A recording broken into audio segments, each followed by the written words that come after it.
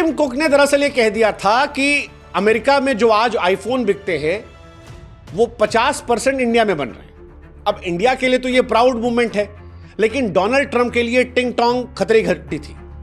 Trump को शायद इस बात का डर रहा होगा कि यार अगर एप्पल का सीईओ ये कह रहा है तो दुनिया के जो बड़े ब्रांड हैं उनका रुख भी तो बदलेगा, और अगर सब भारत की तरफ मुड़ गए तो क्या अमेरिका पर यह असर पड़ेगा। क्योंकि इस बार जब से डोनाल्ड ट्रंप लौटे हैं तब से अमेरिका फर्स्ट की वो बातें खूब कर रहे हैं। ऐसे में एक अमेरिकी आइकन कंपनी जो कभी चीन पर निर्भर थी अब भारत को निर्माण का हब बना रही है।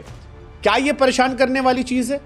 क्या मेक इन इंडिया जब मेक इन अमेरिका के सामने अपनी पहचान बना रहा है तो यह उनको परेशान कर रहा है? क्या परेशान कर सकता है? अब एप्पल का जो भारत में निवेश है वो भारत की अर्थव्यवस्था को तो मजबूत कर रहा है, ग्लोबली भी लोगों में एक मैसेज दे रहा है। ऐसे में डोनाल्ड ट्रंप की अमेरिका फर्स्ट नीति जो है वो इसको परेशान कर सकती है। एक कहानी है, हालांकि भारत कमजोर नहीं है क्योंकि भारत के पास आबादी बहुत बड़ी है। वही आबादी जो कई बार कमजोरी लगती है कई बार ताकत बन जाती है। बाजार बहुत बड़ा है। इंडिया में आज हम जैसे कितने लोग हैं जो आईफोन का इस्तेमाल कर रहे हैं। अब अगर एप्पल को लेकर कोई तामझाम करते हैं डोनाल्ड ट्रंप तो इंडियन गवर्नमेंट भी कार्रवाई कर सकती है, एप्पल पर बैन लगा सकती है, नियम सख्त कर सकती है और टैरिफ बढ़ा सकती है। अमेरिका को भी नुकसान हो सकता है। तो ऐसे में रिसेंट में कुछ होगा ऐसा तो लगता नहीं है। लेकिन डोनाल्ड ट्रंप ने जो बयान दिया है ये एक्चुअली एप्पल को लेकर केवल नहीं है, ये इंटरनेशनल बड़ी कंपनियों को लेकर है कि भारत में निवेश करने से पहले आप अमेरिका को प्रायोरिटी दो। और यहीं से सवाल उठ जाता है कि डोनाल्ड ट्रंप भारत के अब दोस्त हैं या दुश्मन बन गए हैं दोनों घटनाओं को लेकर, चाहे वो इंडिया पाकिस्तान वॉर वाली घटना हो या जो एप्पल को लेकर उन्होंने किया। देखो, डोनाल्ड ट्रंप अपना हित सोचते हैं, उसमें कोई गलत नहीं है, लेकिन जब भारत अपना हित सोचता है तो डोनाल्ड ट्रंप को बात बुरी लग जाती है। वो बात ईगो पे ले लेते हैं। वो चाहते हैं कि इंडिया उन्हें कहे कि आप बड़े आदमी हो, जैसे पाकिस्तान पैर छूता रहता है कि मालिक नमस्ते, सुबह निकलो गुड मॉर्निंग सर, शाम को पैर छू के मालिक नमस्ते। इंडिया ये नहीं कर रहा और इसी वजह से ट्रंप की बेइज्जती हुई थी। नरेंद्र मोदी को वो दोस्त मानते थे, उन्होंने कह दिया बड़बोलेपन में, भारत के पीएम के अनाउंसमेंट के पहले उन्होंने अनाउंसमेंट कर दी, लेकिन इसके बाद जो कुछ हुआ वो परेशान करने वाला था।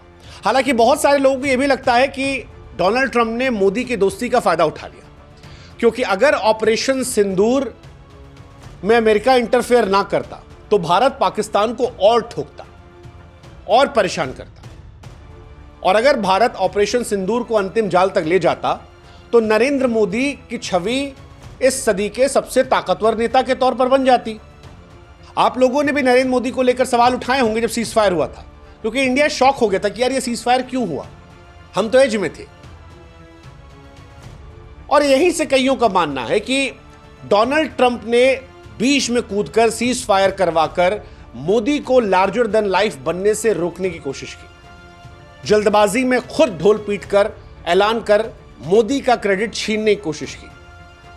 हालांकि मोदी जी की किस्मत जो है वो भगवान अलग पेन से लिखे हैं। पाकिस्तान उसके बाद गोला बारूद लगाने लगा, भारत को मौका मिल गया कहने का कि काहे का सीज फायर। डोनाल्ड ट्रंप कह रहे हैं देख लो, और वो गोली दागेगा तो हम गोला दागेंगे। और उसके बाद फिर इंडिया ने स्टेटमेंट दे दिया कि वॉर खत्म नहीं हुई है, कश्मीर नहीं पीओके की बात करेंगे, और फिर डोनाल्ड ट्रंप के मजे ले लिए गए। लेकिन ये सारी बातें डोनाल्ड ट्रंप को परेशान कर रही थी। लेकिन सवाल ये भी कि ये शुरुआत तो डोनाल्ड ट्रंप ने की है, हमारी दोस्ती का नाजायज फायदा डोनाल्ड ट्रंप ने उठाया। एक और घटना है जिसको लेकर डोनाल्ड ट्रंप नाराज हो सकते हैं। इंडिया के पास जितने हथियार हैं वो ज्यादातर हथियार रशिया से खरीदे गए, और पाकिस्तान जिस F-16 का इस्तेमाल करता है वो अमेरिका का हथियार है। 2019 में बालाकोट स्ट्राइक के बाद भी वायुसेना ने पाकिस्तान के अमेरिकी F-16 को हवा में उड़ाया था, और इस बार भी दावा चल रहा है कि जो पाकिस्तान का पायलट मारा गया है, जिसके जनाजे में शहबाज शरीफ गए थे, वो F-16 में था, तो उनका एक F-16 जो है वो और इदम गायत्रिदम नमम हो गया है। अब F-16 जो है वो अमेरिका की श्रेष्ठता का प्रतीक रहा है, और जब इसके नष्ट होने की खबर आती है, और पिछली बार तो हमारे हल्के फुल्के जहाजों ने इसे नष्ट किया था, तो ये पाकिस्तान के लिए, अमेरिका के लिए शर्मिंदगी की वजह बना है।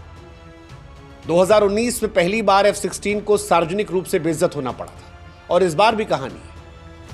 क्योंकि F-16 अमेरिका के लिए केवल एक फाइटर जेट नहीं है, और ये फाइटर जेट की हार नहीं थी, ये अमेरिका के हथियारों की साख पर सवाल था।